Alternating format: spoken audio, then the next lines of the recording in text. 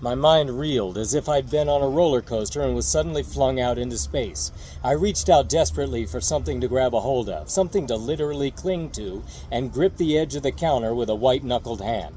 I think he heard me gurgle on the phone and knew I was struggling with this. All my life, until recently, I'd been a Satanist. All my life, this man had been my teacher. He's been the rock I clung to, steadfast, and here I was trying to sever myself from him, and he comes out with this revelation that shocks me like a bucket of cold water in the face. It must be a lie. He was, after all, the high priest of the father of lies. He was trying to reel me back in, and would say anything to do it. I mustn't believe him. I had to resist. "That's why I sent you to New York," he said, "so you'd be on the road when all this happened. You'd already be in a car on I-95, oblivious to all this until it had happened already and the new age had begun, which'll happen in 3 days. What?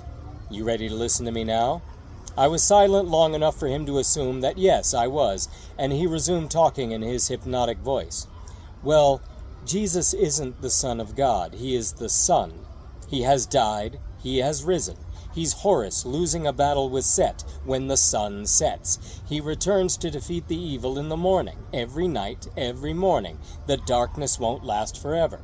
You know how early civilizations didn't just follow the stars? They personified them with myths to memorize all their movements and anticipate them. So, in the wintertime, every year, Sirius, the brightest star in the sky, aligns with the 3 stars of Orion's belt on December 24th. Those are the 3 kings that follow the brightest star, not 3 actual kings that wouldn't have been traveling at night when the weather sucked. And together, they point east, to where the sun will rise the next day, on the winter solstice, the shortest day of the year. You with me on this?" I hesitated a moment, then nodded, not realizing that I was on the phone and he couldn't hear my nod, but somehow he knew, because that was Crow. He continued.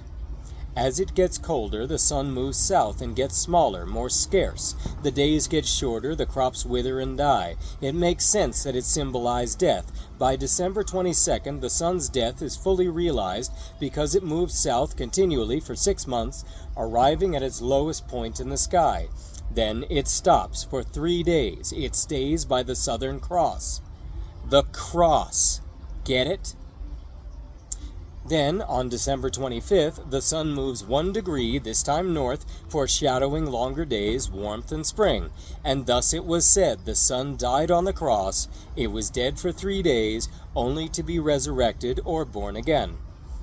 "I just realized why you're wasting my time," I snapped, jumping off my bar stool. "You're stalling, keeping me here for someone to arrive to kill me." "For fuck's sake," Crow said, and his Australian accent came out thick with his anger.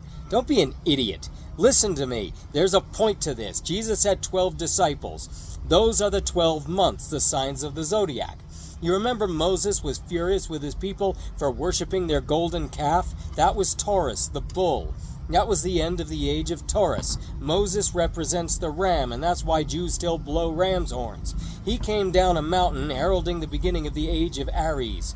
Jesus was hanging around with fishermen and magically multiplying fish because he's the age of Pisces. It's all symbols to remember the story with. That's all. An age lasts about 2,150 years. From 4300 BC to 2150, it was the age of Taurus. 2150 to 1 AD was the age of Aries the ram. And from the year 1 to 2150 is the age of Pisces. But there are forces at work today to make the world enter the next age, the age of Aquarius, sooner than we're supposed to. They think that if they make a large enough blood sacrifice, they can bring about a new age where they'll rule the entire world and make slaves of all the other races. And it's working. People are gladly giving up their power to the beast. They are trading freedom for security, but it's all an illusion. Their noose is growing tighter and tighter around us, so I came up with a plan. I shook my head to clear it. I'd been willing to believe all the mythology he crammed down my throat for years, and I swallowed it gladly, but this was absurd. "I know what it sounds like," he went on, "because I'm giving you the short version. It all makes perfect sense if you hear the whole thing, but I don't have time for that. Just, I need you to know that this fallen angel I've had you worship all your life, he doesn't exist. And neither did his enemy that I made you hate. The only thing that exists are people who believe in them and do things in their name.